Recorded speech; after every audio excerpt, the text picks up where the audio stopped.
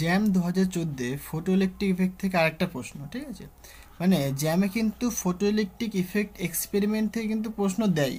তো photo electric ইফেক্টটা তোমাদের ভালো করে নিতে হবে, ঠিক আছে। জাস্ট একদম ইজি ফটো ইলেকট্রিক ইফেক্ট, এবং এখান থেকে প্রবলেম করাটাও সোজা। তো ফটো ইলেকট্রিক ইফেক্টে একটা প্রশ্ন দিয়েছে, কি বলছে, বলছে in a photoelectric effect experiment বলছে আলট্রাভায়োলেট লাইট অফ ওয়েভলেন্থ কত নাকি 320 nanometre falls on a photocathode, মানে ক্যাথোড প্লেটের উপর পড়ছে উইথ ওয়ার্ক ফাংশন।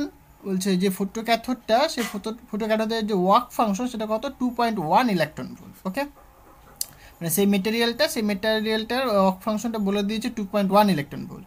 বলছে the stopping potential should be close two, মানে স্টপিং পোটেনশিয়াল হওয়া উচিত কত সেটা আমাদের বের করতে হবে।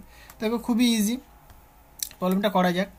তাহলে আমরা ফটো ইলেকট্রিক ইফেক্টের যে ল সেটা আমরা জানি, আইনস্টাইন দিয়েছিল। সেটা কি বেসিক্যালি যে ম্যাক্সিমাম কাইনেটিক এনার্জি মানে half m v max square, সেটা ইকুয়াল টু কি basically h nu minus work function ডাব্লু নট, তাই তো। এটাকে আমি 1 নম্বর নাম দিলাম।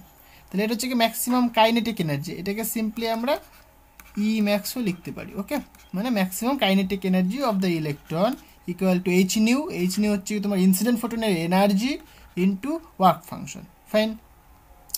আচ্ছা, এখানে আমাকে স্টপিং পোটেনশিয়াল বের করতে বলেছে, তাই না। তাহলে স্টপিং পোটেনশিয়াল যেহেতু বের করতে বলেছে, তাহলে আমরা আবার জানি, আমরা কি জানি, স্টপিং পোটেনশিয়ালের সাথে একটা রিলেশন জানি আমরা।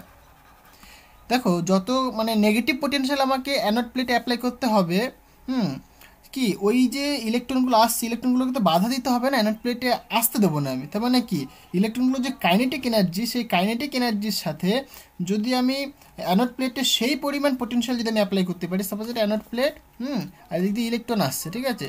তাহলে ইলেকট্রনের কাইনেটিক এনার্জি সাপোজ ই ম্যাক্স, তাহলে এইখানে আমাকে ঠিক ততখানি পোটেনশিয়াল আমাকে অ্যাপ্লাই করতে হবে, নেগেটিভ পোটেনশিয়াল আমাকে অ্যাপ্লাই করতে হবে, কারণ নেগেটিভকে রিপেল করবে। তাহলে কি সেই নেগেটিভ সাপোজ ভি পরিমাণ আমি অ্যাপ্লাই করলাম বা ভি নট আমি অ্যাপ্লাই করলাম, তাহলে কত হবে, যদি energy e into v naught হয়, ভি নট হচ্ছে গিয়ে স্টপিং পোটেনশিয়াল, সেটা ইকুয়াল টু কত হবে, তাহলে half m v max square. তাই না, এটা যদি সমান হয় তাহলে কি ইলেকট্রনগুলো আর অ্যানোড প্লেটে পৌঁছতে পারবে না। ফাইন। তাহলে এখান থেকে আমরা এটাকে সিম্পলি রোমও লিখতে পারি ইকুয়াল এইটুকুনি, মানে কি আবার ইএম ধরে নিয়েছি আমি, তাহলে ইএম। ওকে, তাহলে 1 নম্বর এবং 2 নম্বর ইকুয়েশন যদি আমরা দেখি, দেখো এরও ই ম্যাক্সিমাম এরও ই ম্যাক্সিমাম, তাহলে কি এরা দুজন্য সমান, তাহলে বলতে পারবো আমরা। তাহলে সুতরাং আমরা বলতে পারি কি, সুতরাং we can write E V zero মানে stopping potential equal to H nu minus W naught. Fine. এখান থেকে আমাকে ভি নটটা বের করতে হবে। তাহলে ভি নট ইকুয়াল টু কত হবে, h nu divided by e মানে electronic charge minus W naught divided by ই।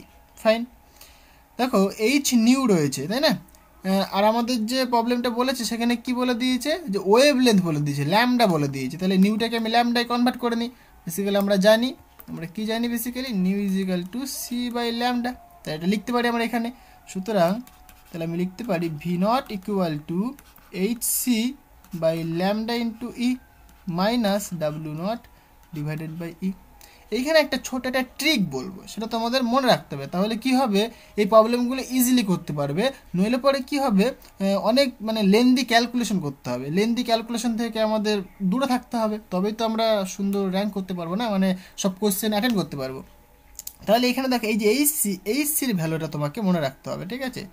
এখানে নোট করে লিখে নিতে হবে আমাদের কি এইচসির যে ভ্যালুটা আমরা লিখতে পারি 1240 ন্যানোমিটার ইলেকট্রন ভোল্ট। হ্যাঁ, তোমরা যদি এটা ক্যালকুলেট করো এরকম একটা তুমি ভ্যালু পাবে। তাহলে এইটা যদি তুমি ডিরেক্ট পুট করে দাও তাহলে কিন্তু তোমাকে বড় ক্যালকুলেশন থেকে কিন্তু তুমি এটা মুক্তি পেয়ে যাবে, তাই না। তাহলে আমরা এটা এখানে ইউজ করবো। ফাইন। তাহলে দেখো এখানে, তাহলে আমি লিখতে পারি সুতরাং ভি নট ইকুয়াল টু, দেখো এইচসির ভ্যালু কত লিখবো আমি, 1240, ইউনিটটা লেখো অবশ্যই লেখো, nanometre electron volt. Fine. Divided by lambda, ল্যামডার ভ্যালু বলে দিয়েছে, ওয়েভলেন্থটা বলে দিয়েছে, কত বলেছে 320 ন্যানোমিটার।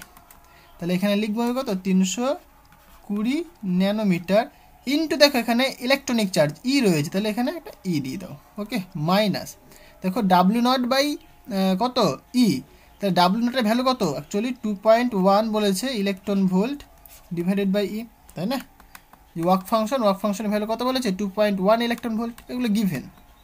তাহলে এখানে দেখো কি করতে পারি আমি, বেসিক্যালি এইখানে দেখ এই ন্যানোমিটার কেটে গেল, এখানে এই ইলেকট্রন কেটে গেল, এই ইলেকট্রন কেটে গেল, তাহলে এখানে থাকছে পড়ে কি বেসিক্যালি, তাহলে এখানে থাকছে পড়ে হচ্ছে গিয়ে v naught equal to 1240 volt divided by 320 volt, মানে সরি 320 মাইনাস দেখো 2.1, এখানেও ভোল্ট এটাও ভোল্ট, তাহলে ওভারঅল কী হচ্ছে এখানে ইউনিটটা ভোল্ট এসে দাঁড়ালো।